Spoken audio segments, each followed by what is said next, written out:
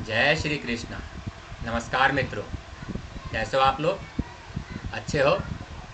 उम्मीद करता हूँ और ईश्वर से प्रार्थना करता हूँ कि आप लोग अच्छे रहो, सदैव अच्छे रहो, स्वस्थ रहो, खुश रहो। मित्रों, श्रापित योग क्या होता है? यह जन्म कुंडली में कैसे बनता है? क्या लक्षण होते हैं इसके और ये क्या प्रभाव डालता है हमारे जीवन पर? आइए मित्रों, जानते हैं। आज का हमारा मुख्य विषय यही है, तो बिना विलंब किए आइए कार्यक्रम शुरू करते हैं। मित्रों, सबसे पहले हम यह समझते हैं, यह जानते हैं कि श्रापित योग का निर्माण जन्म कुंडली में कैसे होता है। मित्रों, शनि और राहु जब एक साथ जन्म कुंडली के किसी भी भाव में बैठ जाए तो श्रापित योग का निर्माण हो जाता है। चाहे आपकी किसी भी लग्न की कुंडली हो, धनु लग्न की कुंडली, आपकी किसी भी लग्न की कुंडली हो सकती है। अगर शनि और राहु जन्म कुंडली के किसी भी भाव में एक साथ बैठ जाए तो श्रापित योग का निर्माण हो जाता है। इसके अलावा शनि और राहु यदि दृष्टि से भी कहीं किसी भी भाव में एक साथ संबंध बना ले, युति कर ले, तो भी श्रापित योग का निर्माण हो जाता है। आइए मित्रों, एक उदाहरण से समझते हैं। मित्रों, मान लीजिए शनि और राहु जन्म कुंडली के इस भाव में बैठे हैं, तो इस श्रापित योग का निर्माण हो गया। किसी भी भाव में एक साथ बैठ जाए तो श्रापित योग का निर्माण हो जाएगा। जो छोटी मोटी बात है, आसानी से समझ में आ चुका होगा आपको। इसके बाद दृष्टि संबंध से कैसे श्रापित योग बनता है, आइए जानते हैं। मित्रों, मान लीजिए यहाँ पर राहु देव बैठे हैं तीसरे भाव में और यहाँ पर शनि देव। तो शनिदेव अपने तीसरी दृष्टि से, शनिदेव की 3 दृष्टियाँ होती है, वो अपने घर से तीसरे घर को, अपने घर से 7वें घर को और अपने घर से 10म घर को पूर्ण दृष्टि से देखता है। तो शनिदेव की यहाँ से तीसरी दृष्टि 1, 2 और ये 3, तीसरी दृष्टि से राहु के साथ वो युति कर लेंगे, तो ऐसी अवस्था में भी श्रापित योग का निर्माण हो जाएगा। इसके बाद मित्रों, शनिदेव की 7म दृष्टि, यहाँ से 7म दृष्टि यहाँ पड़ेगी और राहु देव अपने घर से 5वें घर को, अपने घर से 7म घर को और अपने घर से 9म घर को पूर्ण दृष्टि से देखते हैं। तो राहु देव की यहाँ से 5म दृष्टि कहाँ आएगी? यहाँ पर आएगी 7म भाव में। तो दोनों की दृष्टि की युति का संबंध 5म भाव में, इस भाव में 7म भाव में हो जाएगा मित्रों। तो यहाँ भी श्रापित योग का निर्माण हो जाएगा। इसी तरह से यदि शनिदेव यहाँ बैठे हों और राहु देव यहाँ बैठे हो, मान लीजिए राहु देव यहाँ बैठे हैं 12वें स्थान में और शनिदेव 10म भाव में बैठे हैं, तो शनिदेव अपने 10म दृष्टि से दाम्पत्य भाव को देखेंगे और राहु देव अपने 9म दृष्टि से यहाँ से 7म भाव को देखेंगे। शनिदेव अपने 10वें दृष्टि से 7म भाव को देखेंगे, दाम्पत्य भाव को देखेंगे, और राहु देव अपने 9म दृष्टि से दाम्पत्य भाव को देखेंगे। तो इस भाव में दृष्टि संबंध से, दृष्टि से दोनों की युति हो जाएगी। ऐसी अवस्था में भी श्रापित योग का निर्माण हो जाता है मित्रों। अब मित्रों, हम यह जानते हैं कि इसके क्या लक्षण होते हैं। जब श्रापित योग लगता है तो क्या लक्षण होता है इसका? मित्रों, श्रापित योग का निर्माण अगर जन्म कुंडली के किसी भी भाव में हो जाए तो ऐसी अवस्था में जातक का बुद्धि भ्रमित होता है, सही दिशा में काम नहीं करता, धन संबंधी समस्याएं आती है, शारीरिक कष्ट, उसको शारीरिक समस्याएं होती है, शरीर निर्बल होता है, कमज़ोर होता है। ऐसे में सुख में कमी आती है, सब कुछ रहते हुए भी जातक सुख नहीं भोग पाता। संतान से संबंधी, ऐसी अवस्था में संतान जातक के अनुकूल नहीं चलती और संतान से कई तरह के उसको कष्ट मिलता है। दाम्पत्य जीवन में कई तरह की समस्याएं आती है, कलह कलेश होता है, भाग्य का साथ नहीं मिलता जो मिलना चाहिए जितना। कर्महीन, जातक कर्महीन हो जाता है। जो कर्म उसको करना चाहिए, अच्छे कर्म, सत्कर्म, उससे वह विमुख हो जाता है। अधिक से अधिक परिश्रम करने के बाद भी जातक को जो लाभ मिलना चाहिए वो नहीं मिल पाता, और कई तरह के बड़े रोगों का सामना भी उसको करना पड़ सकता है, और कई तरह की समस्याएं जातक को झेलनी पड़ती है, आए दिन आते रहता है। अब मित्रों, हम यह जानते हैं कि श्रापित योग का निवारण कैसे किया जाए, श्रापित योग से कैसे बचा जाए, क्या उपाय है इसके।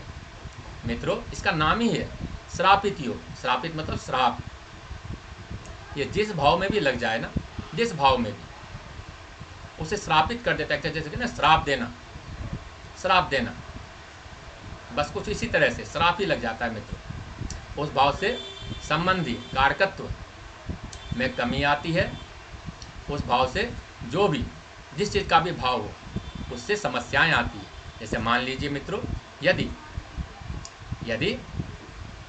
प्रथम भाव में, लग्न भाव में, इस भाव में श्रापित योग लग जाए, तो ऐसे में जातक की बुद्धि सही दिशा में काम नहीं करती। समाज में उसको मान सम्मान नहीं मिलता जो मिलना चाहिए। कई बार अपमान होना पड़ता है। यदि धन भाव में लग जाए, तो जातक के घर परिवार में अच्छे संबंध नहीं रह पाते, और जातक के कंधे में कुछ से कुछ प्रॉब्लम रहता है। इसके बाद यदि तीसरे भाव में लग जाए, इस भाव में लग जाए, तो जातक के भाई बहनों से अच्छे संबंध नहीं होते, और शारीरिक कष्ट जातक को कुछ न कुछ लगे रहता है, और जातक के हाथ में कुछ न कुछ प्रॉब्लम, कुछ न कुछ समस्या लगी रहती है, कष्ट लगी रहती है। इसके अलावा यदि श्रापित योग का निर्माण इस चतुर्थ भाव में हो जाए, तो जातक घर में कलह कलेश कुछ न कुछ करता रहता है, माँ बाप से लड़ता रहता है। माँ से उसके अच्छे संबंध नहीं है तो होते, और माता को कई तरह के शारीरिक कष्ट लगे रहते हैं, और जातक सुख नहीं भोग पाता। ज़्यादा से ज़्यादा धन कमाने के बावजूद ही सब कुछ रहते हुए भी जातक सुख नहीं भोग पाता। यदि इस भाव में श्रापित योग का निर्माण हो जाए, तो ऐसे में जातक अपने संतान से कष्ट पाता है। यदि छठे भाव में लग जाए, तो जातक अपने मामा पक्ष से अच्छे संबंध नहीं रख पाता, उससे उनकी नहीं बनती, और शत्रुओं का भय भी जातक को लगे रहता है, और कई तरह के शारीरिक कष्ट, छोटे मोटे रोग दोष जातक को होते रहते हैं। मित्रों, यदि श्रापित योग सप्तम भाव में लग जाए, तो ऐसी अवस्था में जातक के दाम्पत्य जीवन, वैवाहिक जीवन में कुछ से कुछ कलेश बना रहता है। इसके बाद मित्रों,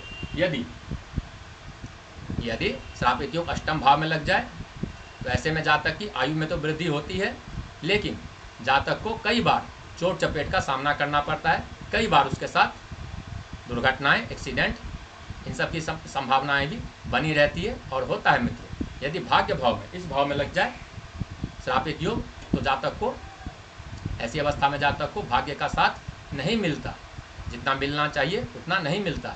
जातक को कई बार असफलताओं का सामना करना पड़ता है, और जातक के पिता से अच्छे संबंध नहीं होते, और जातक को जांघों में कुछ न कुछ समस्या बनी रहती है। यदि इस भाव में, छठे भाव में, सप्तम भाव में, अष्टम भाव में बने, तो जातक को पेट संबंधी और गुदा संबंधी समस्याएं, शारीरिक समस्याएं, ये भी बनी रहती है मित्रों। और यदि पंचम भाव में लगे, तो ये पेट संबंधी समस्याएं उत्पन्न करता है।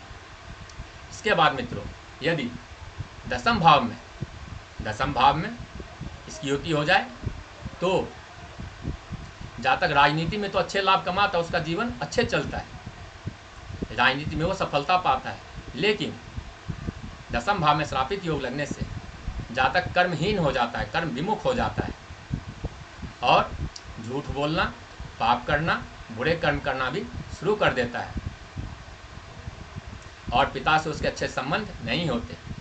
इसके बाद मित्रों, यदि श्रापित योग इस भाव में, लाभ भाव में लग जाए, अगर लाभ भाव में श्रापित योग लगे, तो यहाँ लाभ भाव में जो भी ग्रह बैठेगा वह लाभ देने वाला हो जाता है, चाहे शुभ ग्रह बैठे चाहे पाप ग्रह बैठे। तो ऐसी अवस्था में जातक को लाभ की प्राप्ति तो होगी, अधिक से अधिक मात्रा में होगी, लेकिन जातक के बड़े भाई से अच्छे संबंध नहीं रहेंगे और जातक के टांगों में कुछ से कुछ समस्या आएगी, कुछ न कुछ तकलीफ घुटनों से या उसके नीचे कुछ न कुछ समस्या जातक को बनी रहती है।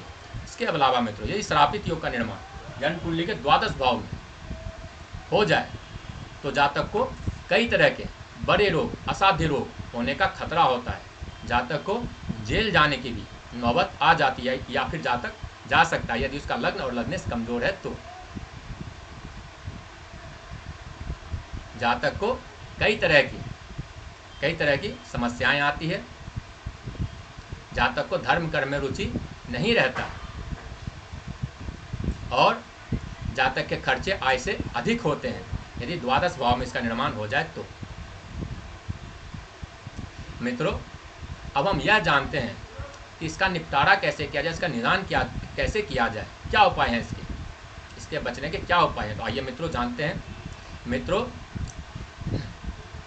श्रापित योग शनि और राहु के युति से संयोग से बनता है। शास्त्रों में और ज्योतिष शास्त्र में ऐसा कहा गया है कि पूर्व जन्म के कर्म यदि बुरे हो तो श्रापित योग का निर्माण होता है, या फिर कहीं न कहीं हमारे पूर्वज, हमारे पितर भी अगर हमसे नाराज हो तो भी श्रापित योग का निर्माण होता है। ऐसे कई विद्वानों का कहना है। तो मित्रों, सबसे पहले यदि श्रापित योग लग रहा हो तो सबसे पहले आप शनि और राहु के बीज मंत्रों से या वैदिक मंत्रों से इसको शांत करें, प्रसन्न करें इसको। राहु का बीज मंत्र आप रात के समय करें, शुक्ल पक्ष के किसी भी बुधवार से या शनिवार से शुरू करें।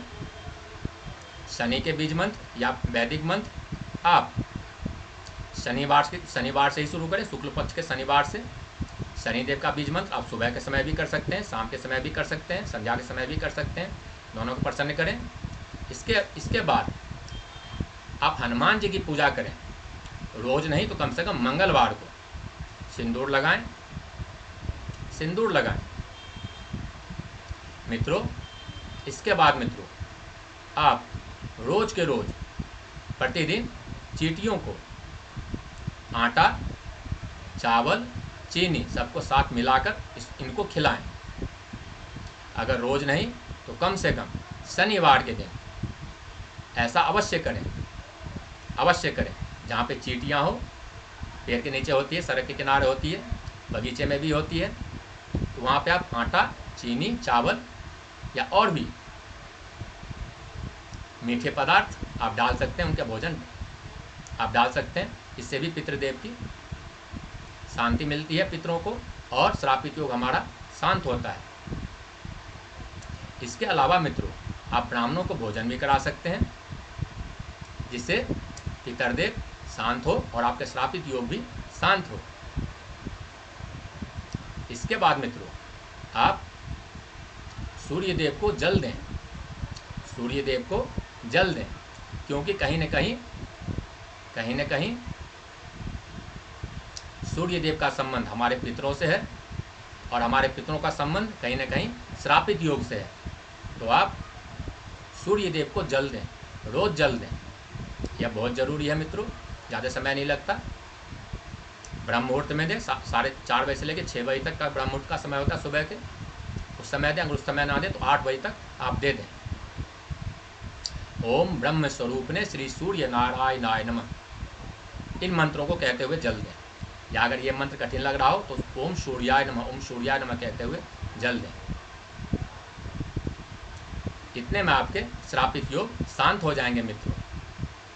इसके अलावा यदि आपकी परेशानी ज़्यादा हो, ये ज़्यादा कष्ट दे रहा हो, तो मित्रों आप शिवलिंग पर, शिव जी के मंदिर में शिवलिंग पर कच्चा दूध और गंगा जल से अभिषेक करें और मंत्र बोलें, ओम महाकालाय नमः, ओम महाकालाय नमः।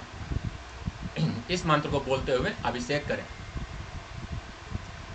प्रतिदिन करें। अगर प्रतिदिन ना कर सके तो कम से कम सोमवार के दिन अवश्य करें।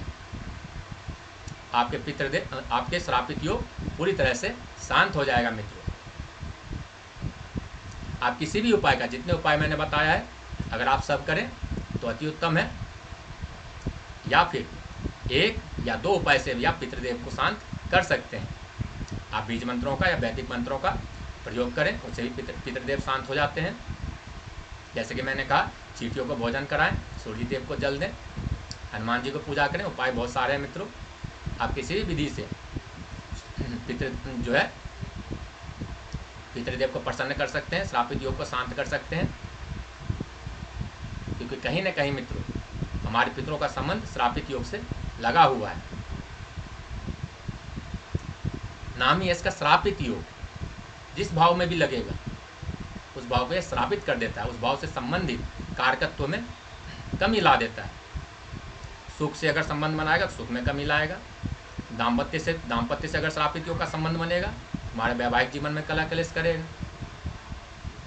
अगर दशम भाव से कर ले, संबंध बना ले, तो मैं रोजगार संबंधी समस्याएं देगा। भाग्य भाव में बना ले तो भाग्य का साथ नहीं मिलने देगा। पंचम भाव में बना ले तो हमें संतान से कष्ट दिलाएगा। जिस भाव से बना ले, दूसरे भाव में बना ले तो मैं घर परिवार में चाचा चाची, नाना नानी, माता पिता, दादा दादी, बुआ, जो हमारे घर के परिवार है सदस्य, उनसे हमारे अच्छे संबंध नहीं रहने देगा। धन संबंधी समस्याएं देगा, आय से अधिक खर्च करवाएगा। तो मित्रों, समय पर यदि ऐसा कोई योग, श्रापित योग आपके जन्म कुंडली में लग रहा हो, तो समय पर इसका निदान कर लें। उपाय मैंने बताया है, आप स्वयं भी अपने से भी इसका उपाय कर सकते हो, उसको शांत कर सकते हो। ये कोई बड़ी मुश्किल बात नहीं। अगर आप सब उपाय ना कर सके तो जैसे कि मैंने कहा, 1 से 2 उपाय कर लें। इसमें भी जो है श्रापित योग शांत हो जाएगा मित्रों। श्रापित योग शांत हो जाएगा और आपके जो भी समस्याएं हैं, जो इससे मिल रहा है, आपको कष्ट मिल रहा है, उसमें आपको शांति मिल जाएगी। तो मित्रों, जय श्री कृष्णा। समझ में आया होगा श्रापित योग। तो अपनी वाणी को विराम दें, अपने कार्यक्रम को विराम दें, इस कार्यक्रम को विराम दें, आज के कार्यक्रम को। मित्रों, अगर आपको यह वीडियो अच्छा लगा हो, विशेषकर उनको जो नए हैं, जो पहली बार देख रहे हैं, उनसे कहना चाहूँगा, अगर आपको यह वीडियो अच्छा लगा हो तो उसको लाइक करें, सब्सक्राइब करें, ताकि हर एक वीडियो, आगे आने वाले हर एक वीडियो आपके पास बिना किसी विघ्न के पहुंच जाए और आप उसका पूरा आनंद लें, ज्ञान लें। मित्रों, इसके अलावा यदि आपके मन में कोई सवाल हो, कोई उलझन हो, कोई प्रश्न हो, तो आप कमेंट बॉक्स में लिख सकते हैं, व्हाट्सएप का प्रयोग कर सकते हैं, कॉल कर सकते हैं। मित्रों, आपका वेलकम है।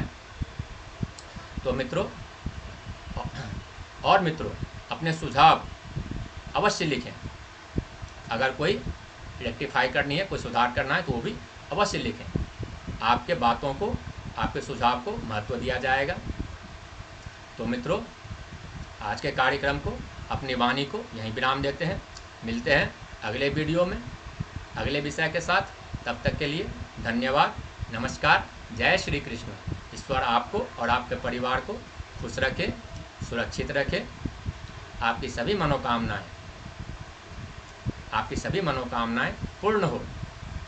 ईश्वर आपकी सभी मनोकामनाएं पूर्ण करे, सभी कष्टों से दूर रखे। जय श्री कृष्ण मित्रों।